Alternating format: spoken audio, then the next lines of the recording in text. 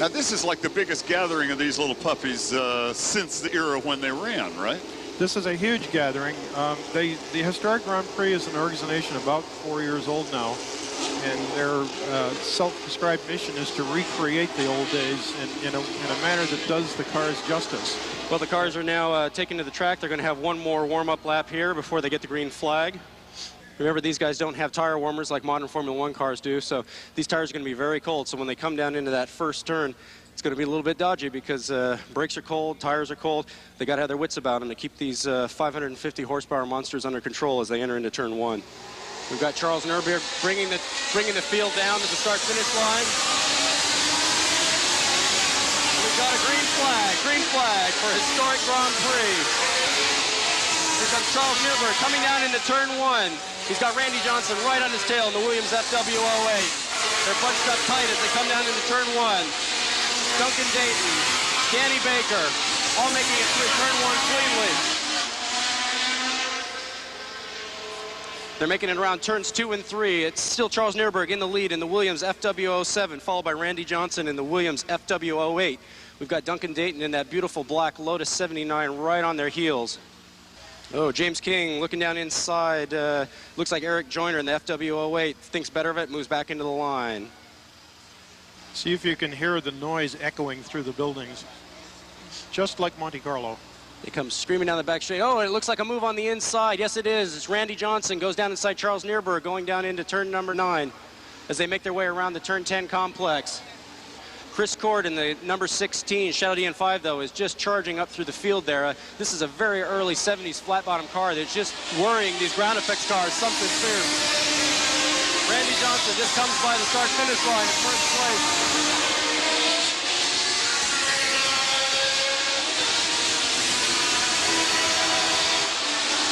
Danny Baker is really charging hard in that McLaren 23. He's closing the gap on the 2 leading Williams cars. Oh, here goes Charles Nurburg down inside of Randy Johnson. Oh, and they go 2 abreast as they go up through turns 5.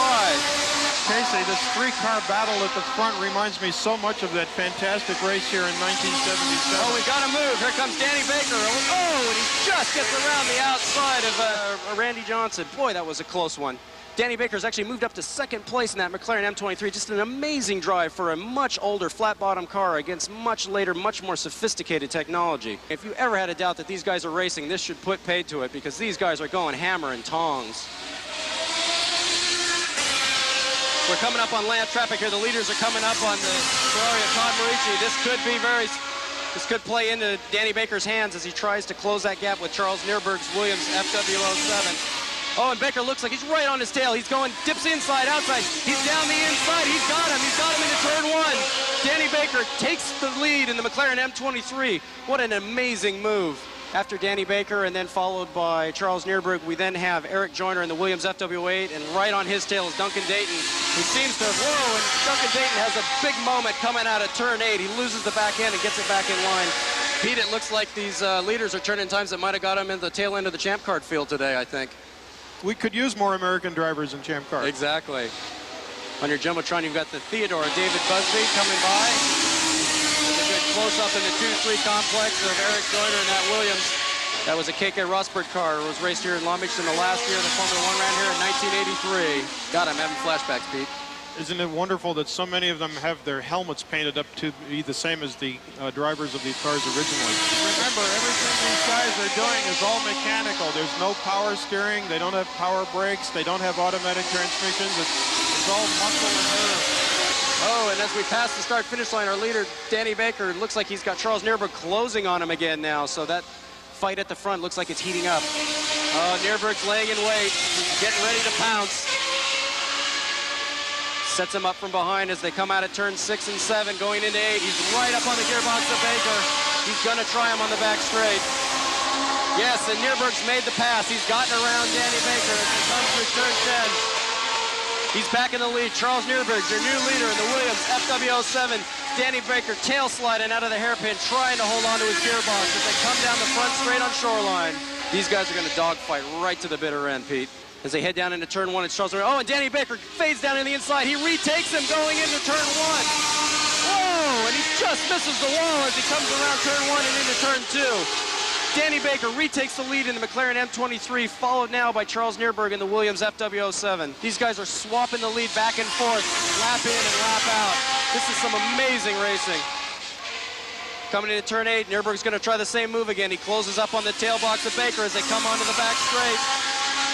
Can he make that same move work as they go down into 9? But Baker knows that ploy all too well now. Here goes Neerberg. Neerberg's making a move on the inside, going down into turn 9. No! Baker closes the door down on him as they go out of 9 and into 10. It's Baker, followed by Neerberg as they go by the front straight. Oh, and the white flag is out. We are on the last lap with Danny Baker in the lead and Charles Neerberg in second. Baker can taste it. He's got a little bit. Oh, and it gets Bud Mower in between him and Neerberg. That's going to help Baker tremendously. Is your leader, Danny Baker. He's got a good gap opened up. Can he hold off the Williams of Charles Neerberg? Here comes Baker. He's coming through the hairpin. Neerberg's right on his tail as they come out on the shoreline. Can Danny Baker hold him off as they come down Shoreline Drive? It's all horsepower as Danny Baker takes the checkered flag to win the inaugural historic Grand Prix event, followed by the Williams FW07 of Charles Neerberg. And in third place, it's the Williams FWA of Eric Joyner, followed in fourth by the John Player Special of Duncan Dayton. Well, that was short, but boy, was it sweet. Anyone who wants to spend time looking at these cars more closely can come into the convention center. They're all together at the far end. You can get really close to them. You can study them. You can ask things. These cars are available to you now at the historic Grand Prix paddock. Pete, I'm down here in the victory circle with our inaugural historic Grand Prix winner, Danny Baker. It was just a ball. I mean, I just want to thank everybody for letting us run here and especially race here. And I think we hopefully put on a pretty good show. We were running as quick as we could. Danny Baker, you're winner of the inaugural historic Grand Prix event here in the streets of Long Beach.